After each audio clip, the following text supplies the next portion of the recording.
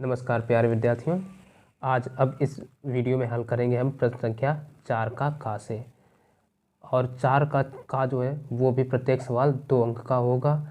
तो चलिए इसको हल करते हैं बारी बारी से। और इसके जो पहले के वीडियो हैं उनकी वीडियो की लिंक इस वीडियो के डिस्क्रिप्शन बॉक्स में मिल जाएगी, या चैनल की प्लेलिस्ट पर जाकर के वो वीडियो आप देख सकते हैं। ठीक है। और आगे की वीडियो पाने के लिए आप चैनल को सब्सक्राइब जरूर कर लेना और बेल आइकन को ऑल पर प्रेस कर लेना, ताकि नोटिफिकेशन मिलता रहेगा और आपके ब्राउज़र फीचर में वो वीडियोज़ शो करते रहेंगे। तो चलिए देखते हैं सवाल नंबर 4 का यहाँ पर कह रहा है परिमेय संख्या 129/2 की घात 3 गुणा 5 की घात 7 का शांत दशमलव प्रसार ज्ञात कीजिए। तो अब यहाँ पर शांत दशमलव प्रसार ज्ञात करने को कह दिया है, लेकिन ये नहीं कहा है किस विधि से, बिना लंबी विभाजन प्रक्रिया के।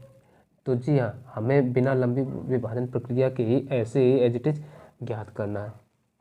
ठीक। तो सबसे पहले हम ये जो संख्या दी गई है इसको लिख लेंगे। तो हमें क्या दिया है 129/2 की घात 3 गुणा 5 की घात 7।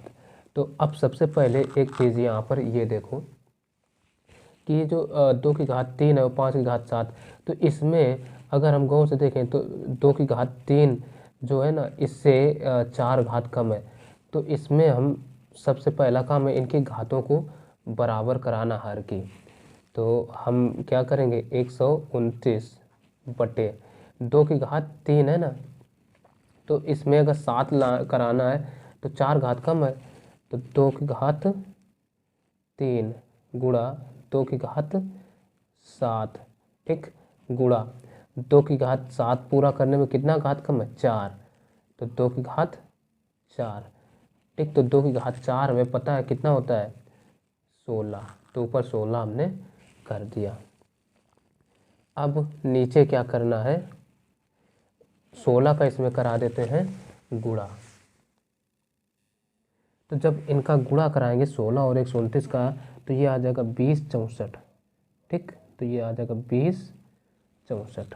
ठीक है ना। और बटे, अब देखो 2 की घात 3 और 2 की घात 4, इन दोनों का गुणा कराएंगे तो ये कितना हो जाएगा 2 की घात 7। आधार बराबर है तो गुणा करने में घातें जुड़ती हैं, इस बात को ध्यान रखिए। और गुणा एक तो इसमें 5 है, 5 की घात 7, ये 5 की घात 7 है। ठीक है ना। 5 की घात 7 एज इट इज। अब देखो नीचे जब घात समान हो और आधार अलग हो, तो इन दोनों की घातें एक ब्रैकेट में हम लिख सकते हैं ऐसे 2064/2×5 आधार का गुणा और घातें 1 यानी 7। ऐसे ये सूत्र कौन सा होता है a⁻m into b⁻m equal to क्या हो जाता है ab⁻m।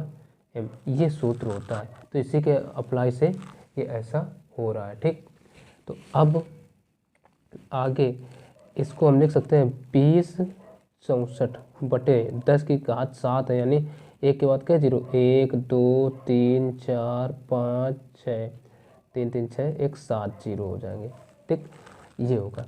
अब 2064 में इतने से भाग देना, इसका मतलब कई अंक पर दशमलव लग जाएगा, तो 7 अंक पर इसमें दशमलव ठोक दो। ठीक। तो देखो 4 अंक है तो पहले 0.1230 और तब ये 2064, ये इसका हो गया दशमलव प्रसार और यही हो जाएगा इसका आंसर। तो आशा है ये सवाल समझ में आया होगा। तो अब देखेंगे अगला नंबर सवाल।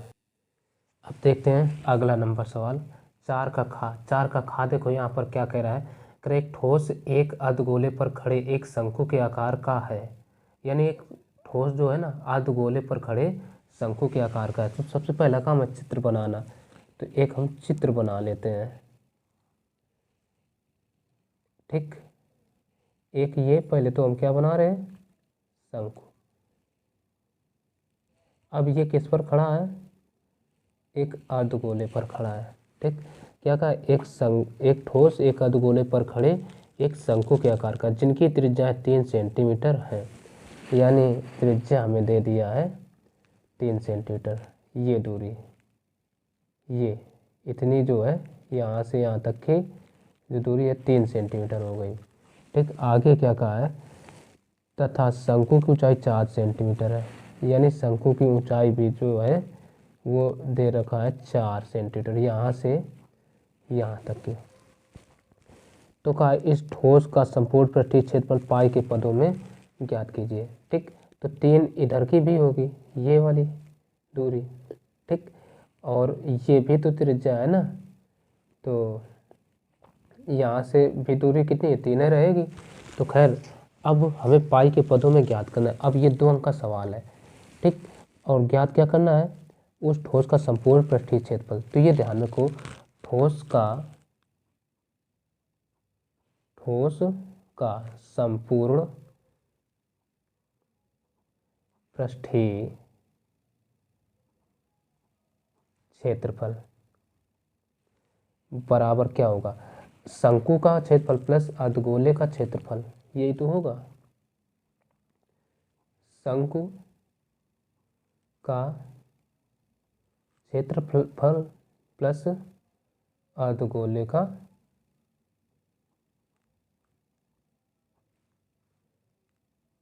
क्षेत्रफल, ये आएगा। ठीक, तो हमने लिख दिया और रख दिया। अब देखो शंकु का यानी शंकु का पृष्ठीय क्षेत्रफल यानी वक्र पृष्ठीय क्षेत्रफल क्या होता है, पाई आर एल। ठीक है ना, संपूर्ण पृष्ठीय क्षेत्रफल पाई के पदों में ज्ञात कीजिए। तो यहाँ से हमें एल ज्ञात करना पड़ेगा भाई, तो एल निकाल लो।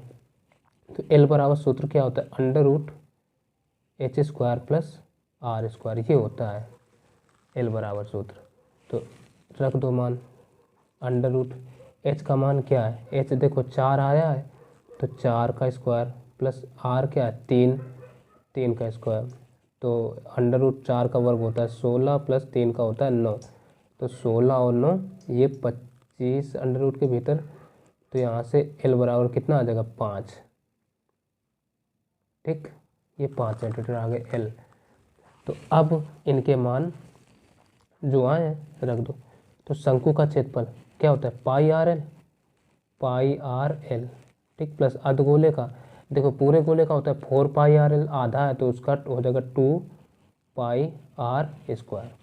अब इनका मान रख दो, पाई इंटू आर का मान देखिए कितना है 3, इंटू एल का मान है 5, plus 2 into pi into R का मान कितना है 3 गुणा 3, 2 बार लिख दे तो 53 15 पाई प्लस 3 तिरका 9 दूना 18 पाई।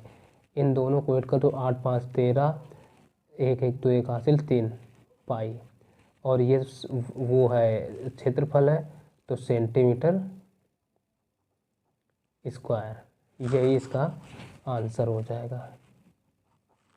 ठीक, तो चलो अगला नंबर सवाल देखेंगे। अब देखो क्या कह रहा है, अगला जो सवाल है वो कह रहा है उस त्रिभुज का क्षेत्रफल ज्ञात कीजिए जिसके शेष P 0, Q 2, 0 और R 0, 3 है। क्षेत्रफल ज्ञात करना है त्रिभुज का वो भी। तो हम ऐसे में क्या करेंगे, एक त्रिभुज बना लेते हैं। त्रिभुज हो गया हमारा, ये नाम दे दो इसको P, इसको Q, इसको R। P के निर्देशांक हमें क्या दे रखे हैं 0, 0, Q के 2, 0, R के 0, 3। तो अब याद रखिए त्रिभुज का क्षेत्रफल का सूत्र क्या होता है, त्रिभुज का क्षेत्रफल बराबर सूत्र होता है 1/2 x1 into y2 minus y3 plus x3 into y3 हो गया minus y1 plus x3 into y1 minus y2। ये त्रिभुज के क्षेत्रफल का सूत्र होता है। अब इसी सूत्र में हम क्या करें, मान रखेंगे। तो देखो पहला जो x1 y1 x2 ये तो कहाँ से मानेंगे, इसको x1 इसको y1, यानी जो पहला मान उसको x1 y1। अब ये जो है x2 ये y2 ये x3 और ये y3, ठीक। अब इनके मान रख दो 1/2 x1 का मान क्या है 0 इंटू y2 देखो ये क्या है 0 माइनस y3 क्या है 3 है, प्लस x यहाँ x2 होगा x2 का मान देखिए क्या है 2 इंटू y3 क्या है 3 माइनस y1 का मान ये देखो 0 है, प्लस x3 का मान 0 और y1 है 0 माइनस y2 0। अब एक चीज़ यहाँ से ये देख लो समझ लो, कभी भी यदि 0 है, 0 का गुणा चाहे जितनी बड़ी संख्या में क्यों ना वो पूरा का पूरा 0 हो जाता है। तो ये 0 प्लस ये 2 का गुणा 3 में 2 3 6 और प्लस ये 0 का 0 में पूरा 0 हो जाएगा। तो ये 1/2 इंटू इधर कितना हो जाएगा 6, तो 2 से कम 2 2 3 6, तो ये भी जो आंसर आना था ये आ गया 3। अब ये इसके कुछ क्षेत्रफल केवल ज्ञात था ना, तो इकाई आम मात्रक यानी ऐसे क्षेत्रफल है ना तो वर्ग मात्रक ये लिख सकते हैं आंसर में। अब देखिए अगला जो सवाल है उसमें एक रचना है और रचना के लिए हम आज फिर वही चीज़ पटरी प्रकार पेंसिल जो है नहीं लाए और हल करने बैठ गए। खैर इसको हम चलो आगे बता देंगे, ठीक है। तो अब सवाल नंबर हम 5 का हल करते हैं, तो यहीं पर लिख लेंगे प्रश्न संख्या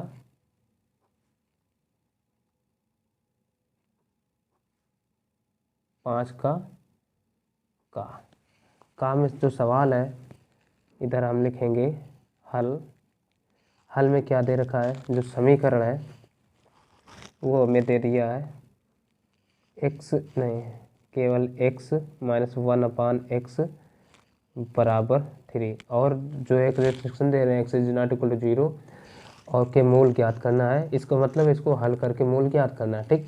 तो सबसे पहला काम इसको इधर गुणा कराओ, तो ये आ जाएगा x² माइनस 1/x बराबर कितना 3, x का इधर गुणा करा दो तो ये आ जाएगा x² माइनस 1 बराबर 3x, इसको इधर ले आओ तो ये आ जाएगा x² माइनस का 3x minus 1 is equal to 0। अब ये कह रहा है एक के ऐसे गुणनखंड करो कि उसको यदि घटाया जाए तो 3 आ जाए, संभव नहीं है, तो इसको सीधे धराचार से लगाएंगे या इसी को द्विघाती सूत्र बोला जाता है। सूत्र से द्विघाती सूत्र क्या होता है, x बराबर minus B plus minus under root b² minus 4ac और पूरे बटे 2a होता है। तो क्या करो इसी में रख दो मान, तो बराबर माइनस बी, तो यहाँ से हम ए बी सी के मान निकाले ले रहे और ये इधर बगल में इधर निकाले देते हैं, ठीक है। वैसे हमें यही द्विघाती सूत्र लिखने के पहले ही निकाल लेना था, ठीक है, या तो इसके नीचे निकालते, लेकिन चलो काले पेन से बता दे रहे हैं ए बराबर क्या आएगा 1, क्योंकि x² का गुणांक जो होता है वो a बराबर लिखा जाता है। b बराबर x का गुणांक क्या होगा -3 और c बराबर अचर पद माइनस का 1 होगा, ठीक। ये सबके मान हमने लिख दिए। रखो p का मान कितना है -3, तो माइनस और ये -3 माइनस ये सूत्र वाला और p का मान -3 है तो वो ब्रैकेट के भीतर, ठीक, प्लस माइनस b² b का मान 3 माइनस 3 का स्क्वायर माइनस 4 इंटू ए का मान 1 इंटू सी का मान -1 पूरे बटे 2 इंटू ए का मान भी क्या है 1। बाकी इधर करते हैं। अब देखो ये माइनस प्लस का गुणा माइनस का गुणा माइनस हो जाएगा, यानी 3 प्लस माइनस अंडर रूट। अब देखो 3 का वर्ग 9, अब देखो 4 एकम 4 ये दोनों माइनस के हैं ना, तो ये हो जाएगा प्लस का 4 बटे √2, तो ये 3 प्लस माइनस √9 4 13 बटे 2 इतना आया। तो इसका मतलब है यही आंसर हो गया। ठीक, तो अब हम देखेंगे अगला नंबर सवाल। अब देखिए यहाँ पर अगला सवाल जो है, अगला सवाल कह रहा है प्रश्न संख्या 5 का खा कह रहा है एक समकोण त्रिभुज में सिद्ध कीजिए कि कर्ण का वर्ग शेष दो भुजाओं के वर्गों के योगफल के बराबर होता है। और ये बहुत ही महत्वपूर्ण एक प्रमेय है जिसको थेल्स प्रमेय के नाम से नहीं, पाइथागोरस प्रमेय के नाम से जानते हैं। ठीक, कई बार प्रूव करने को आती है। तो चलो इसको प्रूव करके देखते हैं। तो सबसे पहले प्रमेय है, तो प्रमेय में हमें कुछ ना कुछ दिया होगा, तो हेडिंग डाल लेते हैं दिया है। दिया है, क्या दिया है? अब सवाल को प्रमेय को पढ़ेंगे। एक समकोण त्रिभुज, यानी हमने त्रिभुज कौन सा बनाया? ए बी सी, तो लिख लेंगे त्रिभुज ए बी सी एक समकोण त्रिभुज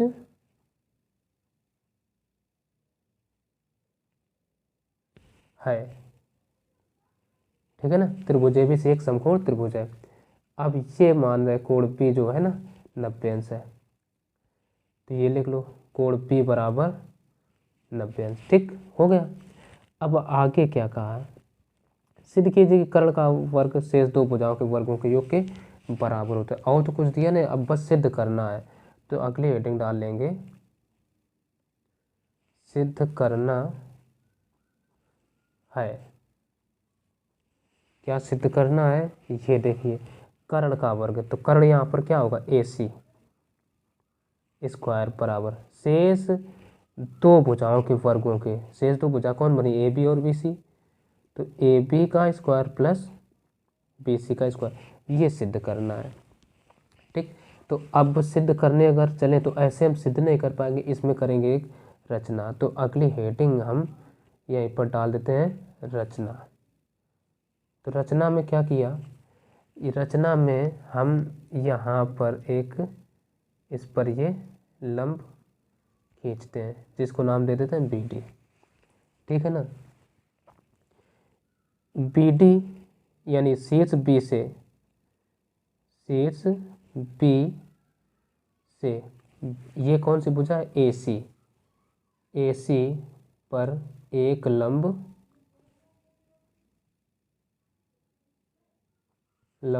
कौन सा? BD खींचा,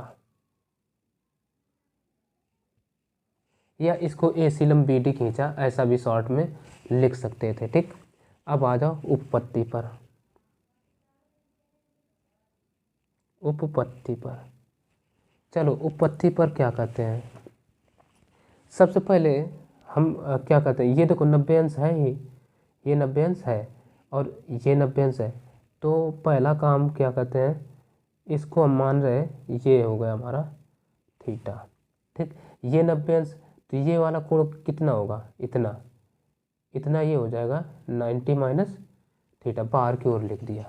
ठीक, तो अब ये 90 माइनस थीटा, तो ये इतना कितना होगा? ये होगा थीटा। और ये चीज़ केवल समकोण त्रिभुज में ही लागू करते हैं हम। और ये फिर कितना होगा? 90 माइनस थीटा, क्योंकि समकोण त्रिभुज के एक तो कोण 90 अंश का होता है, बाकी दो कोण ऐसे होते हैं जिनका योग 90 अंश होता है, यानी संपूरक कोण होते हैं। तो इसलिए ये नियम लागू होता है केवल समकोण त्रिभुज में ही। ठीक है, तो अब हम क्या करते हैं? ये मान ली ये चीज़ समझ में आई होगी, क्योंकि इनको जोड़ें तो 90 अंश ये आएगा, 90 अंश का ऑलरेडी है जैसा कि हमने लिखा।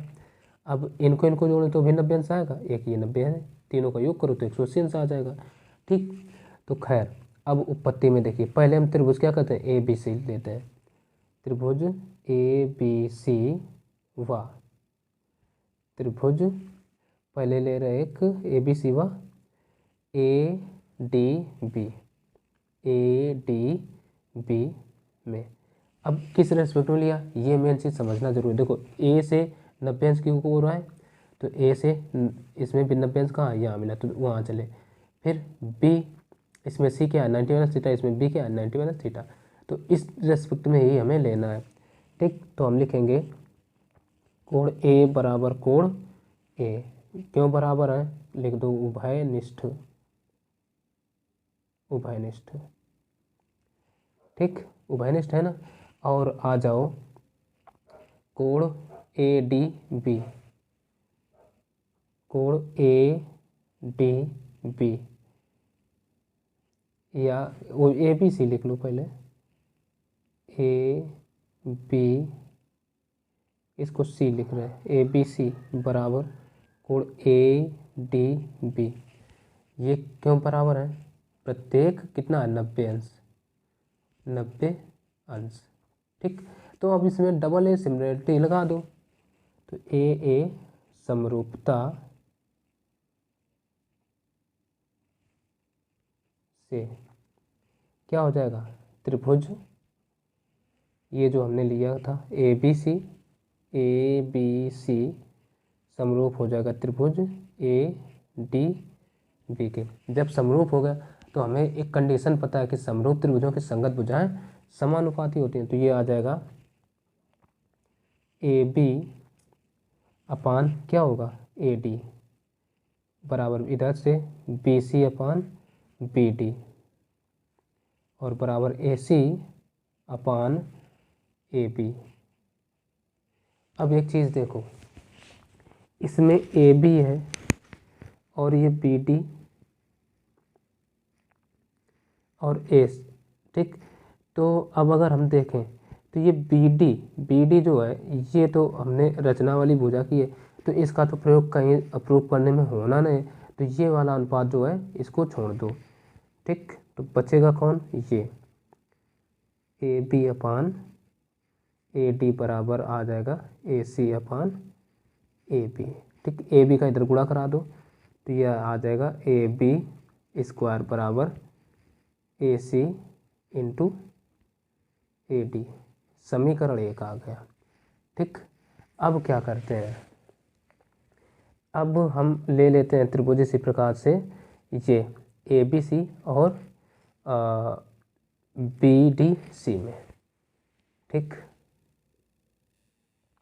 अब हम कौन सा त्रिभुज ले रहे हैं, त्रिभुज ए बी सी। देखो ए से 90 अंश की ओर रहा है तो इसमें भी बी से 90 अंश की ओर चले, तब सी दोनों में काम बना रहा है। ठीक, इस रेस्पेक्ट में तो इसमें देखो कोण सी बराबर कोण सी, क्यों, कारण में लिख दो उभयनिष्ठ, उभयनिष्ठ। ठीक, ये हो जाएगा। अच्छा, कोण ए बी सी, कोण ए बी सी बराबर कोण क्या हो जाएगा बी डी सी, क्यों बराबर, प्रत्येक 90 अंश है, प्रत्येक 90 अंश। ठीक, इसलिए बराबर। तो इसमें भी क्या डबल ए सिमिलरिटी लगा दो, डबल ए समरूपता से क्या हो जाएगा, त्रिभुज ए बी सी समरूप हो जाएगा त्रिभुज पी टी सी के। तो इससे क्या होगा, समरूप है तो समरूप होने से ये जो भुजा है हमारी A B upon B D बराबर इधर से क्या आ जाएगा बी सी अपान डी सी और बराबर A C upon B C, ये आ जाएगा। अब देखो एक बार हमें प्रूव करने में बी डी तो कहीं लाना नहीं है, तो इस भुजा में बी डी है तो इसको क्या करेंगे, छोड़ देंगे, इसको हम छोड़ देंगे। ठीक, तो हम इन दोनों को केवल बराबर करा लेंगे, तो बी सी अपान डी सी बराबर A C upon B C. तो बी सी का धीरे गुणा करा दो इधर, तो ये आ जाएगा बी सी स्क्वायर बराबर, देखो बी सी का इधर गुणा, बी सी स्क्वायर बराबर A C into D C, ये आ गया। अब क्या करो, ये आ गया जब, तो इसको कह दो समीकरण 2। अब समीकरण 1 और 2 को क्या करो, जोड़ दो। ठीक, जोड़ दो, लिखो समीकरण 1 प्लस 2। तो अब 1 क्या है, 1 देखो ये आया A B square plus A B square बराबर A C plus A C into A D. तो बाएं पक्ष बाएं और दाएं पक्ष दाएं और जोड़ेंगे तो ये आ जाएगा ए बी स्क्वायर प्लस इधर का बी सी स्क्वायर बराबर, अब क्या इधर ए सी इंटू ए डी, तो इसको लिख लो ए सी इंटू ए डी और प्लस जोड़ रहे हैं ना, इसका दायां पक्ष क्या है ए C into D C.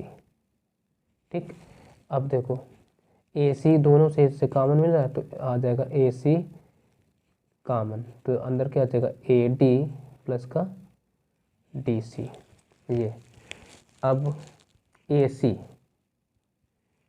Into A D plus D C, देखो तो यहाँ से ए डी और डी सी ये मिलकर क्या बना रहे हैं, ए सी तो बना रहे हैं, तो इसको हम लिख सकते हैं ए सी।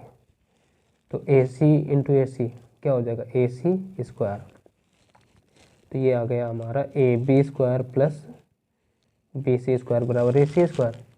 ठीक, तो इसको सीधा करके हम लिख सकते हैं ए सी स्क्वायर बराबर A B square plus B C square, और यही तो हमें प्रूव करना था जो कि प्रूव हो गया। ठीक, प्रूव हो गया। तो ये थी पूरी की पूरी थेल्स प्रमेय, और जो कि यहाँ पर देख सकते हैं आप पूरी की पूरी प्रूव हुई है। ठीक है, तो अब आगे बढ़ते हैं अगले सवाल पर। अब देखिए प्रश्न संख्या 5 का तो यहाँ पर 5 का जो है कह रहा है निम्नलिखित बारंबारता सारणी का माध्य ज्ञात कीजिए। सारणी दिए हैं, अब ये नहीं कहा है कि किस विधि से करिए, तो हमें जो विधि सबसे उपयुक्त और सरल लगेगी उसी विधि से हल करेंगे। ठीक, तो एक तरफ हम लिख लेते हैं वर्ग अंतराल, वर्ग अंतराल, ठीक है ना, वर्ग अंतराल। एक में बारंबारता, बारंबारता, एक में मध्यमान, क्योंकि जब भी हम माध्य निकालते हैं तो मध्यमान निकालना पड़ता है। अब हम पद विचलन विधि से कर रहे हैं तो निकालेंगे डी बराबर क्या होता है एक्स माइनस ए। अगला कॉलम इसमें यू भी निकालेंगे तो यू बराबर होता है डी अपान एच, और अगला कॉलम एफ इंटू यू। तो मध्यमान को हम क्या एक्स लिखते हैं, बारंबारता को एफ लिखते हैं, ये चीज़ भी ध्यान रखो। इसमें ऐसे लाइन भी खींच सकते हो। ठीक, तो अब देखो वर्ग अंतराल पहला क्या दे रखे हैं 500 से 520, तो 500 से 520, फिर है 520 से 540, फिर है 540 से 560, फिर 560 से 580, फिर 580 से 600 तक पूरा दे रखे हैं। अब इसका जो बारंबारता है इसकी दे रखे हैं 12, इसकी दे रखे हैं 14, इसकी दे रखे हैं 8, इसकी दे रखे हैं 6, इसकी दे रखे हैं 10। अब मध्यमान कैसे निकलता है, यानी देखो 500 520 के बीच में क्या मिलेगा 510, ठीक है ना, 500 520 के बीच में क्या 510 ही तो होता है, तो मध्यमान ये आ गया। इसका अब देखो सबके बीच का अंतर कितना है 20 का है ना, तो इसमें 20 और ऐड कर दो तो ये आ जाएगा 530। अब ये 550, ये 570 और ये 590। कोई दिक्कत। अब इसमें जो 20 में पद हो ऊपर से चाहे नीचे से उसको मान लो आप ए, तो जैसे ये 20 में था नीचे ऊपर से तो ए मान लिया। ठीक, स्टेप बाय स्टेप समझिए। अब यहाँ पर डी बराबर क्या होता है एक्स माइनस ए होता है, तो ये जितने सारे के सारे पद हैं x के तौर पर लिए जाएंगे और ये पद केवल a लिया जाएगा। तो पहला x हमारा क्या आएगा, 5 और 10, 5 और 10 में 550 घटा दो तो कितना बचेगा, माइनस का 40 ही तो बचेगा। फिर 20 का अंतर है तो बस फिर ये -20, फिर 0, फिर प्लस का 20 और फिर 40 ये आ जाएगा। फिर u बराबर क्या होता है, d/h। तो सबके बीच का अंतर कितना है, वो h होता है, अंतर h होता है। तो 20 का अंतर है तो ये माइनस का 2, माइनस का 1, फिर 0, फिर 1, फिर 2 ये हो। फिर f इंटू यू का कॉलम बना है तो 12 दूना 24, माइनस का ये 24, फिर 14 एकम 14, ये माइनस के 14, फिर 8 का गुणा 0 तो 0, फिर 6 एकम 6, फिर 10 दूनी ये 20 हो जाएगा। ठीक, फिर क्या करते हैं, पद विचलन विधि से इधर हम निकालेंगे सिग्मा एफ यू बराबर, तो जोड़ लो भाई, 20 6 26, 26 और इससे 2 स्कोर और दे दो तो ये हो गए माइनस के 26, तो माइनस के 26 इधर बचे 12, यानी ये आ गया माइनस का 12। अब इनको ऐड कर लो तो इसको लिखेंगे सिग्मा एफ बराबर, तो देखो 10 6 16, 16 16 14 30, 30 और ये 20 50, 50 हो गए। ठीक, इतना हो गया। तो अब हमसे पूछा क्या है, माध्य ज्ञात कीजिए। तो माध्य या समांतर माध्य एक ही चीज़ है। तो माध्य बराबर लगा दो, सूत्र क्या होता है, माध्य बराबर सूत्र होता है a plus sigma F you upon sigma F into H. ये सूत्र कब लगाते हैं, जब हम यहाँ तक मान निकालते हैं तब तक। यदि लघु विधि से कहता है तो केवल डी तक मान निकालते। ठीक, खैर आगे बढ़िए। ए का मान कितना है 550, तो 550 प्लस सिग्मा एफ यू का मान कितना है माइनस का 12 बटे सिग्मा एफ का कितना 50 इंटू एच का मान एच, हाँ 20 है। एच होता है सबके बीच का अंतर, रख दो। अब हम क्या करें, 0 से 0 काट लो, काट दिया। अब या 0 से 0 ना काटते, चलो ठीक है कोई दिक्कत नहीं।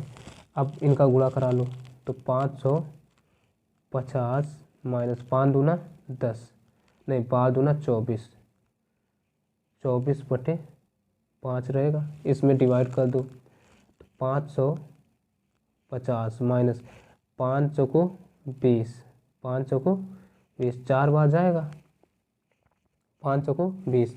अब बचे कितने 4, तो 5 अट्ठे 40, 4.8 आ गया। तो अब अगर हम इसमें से इतना घटा दें तो कितना बचेगा, तो ये घटाने पर आ जाएगा 545.2 और यही इसका हो जाएगा आंसर। ठीक है, तो अगला सवाल अब देखते हैं, सवाल नंबर घा 5 का घा कह रहा है सिद्ध कीजिए, सिद्ध कीजिए कि फर्स्ट में साइन 60 कास 30 माइनस साइन 30 कास 60 बराबर 1/2। और दूसरा सवाल ये है, तो 1/2 हमें ये लाना है। तो सवाल लिखने के बाद हम क्या करें, सर्वप्रथम LHS नोट करेंगे। तो LHS बराबर क्या दे रखे हमें, साइन 60 कास 30 माइनस साइन 30 और कास 60। ठीक, LHS हो गया।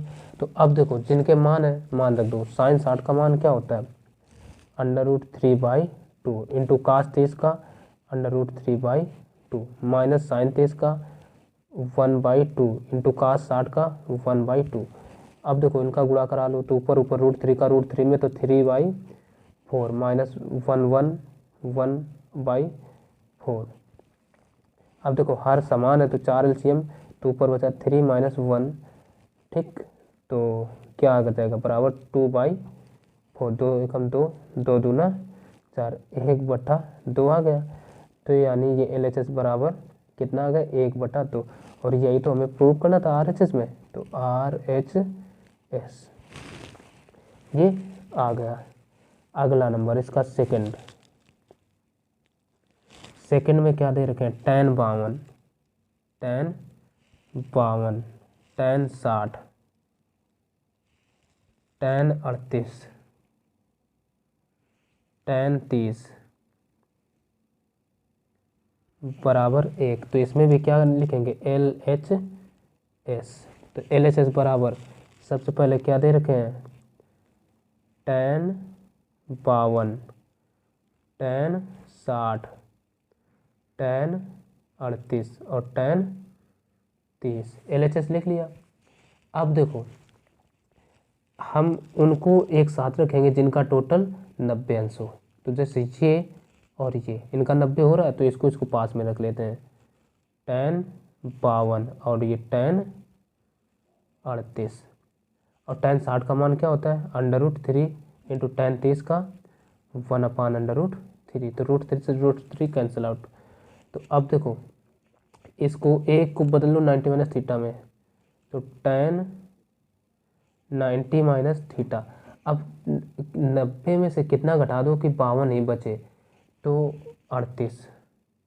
ठीक, और ये tan 38 लिखा ही है, इंटू क्या ये 1 रहेगा कटने पर। तो अब देखो tan 90 - थीटा क्या होता है, काट थीटा, यानी काट 38 इंटू tan 38। अब एक को बदल लो 1/, में, तो ये 1/ काट थीटा बराबर होता है tan। तो tan 38 हो जाएगा, क्योंकि काट का उल्टा क्या tan होता है, इंटू tan 38। तो tan से tan कट गया, तो ये क्या आ जाएगा 1।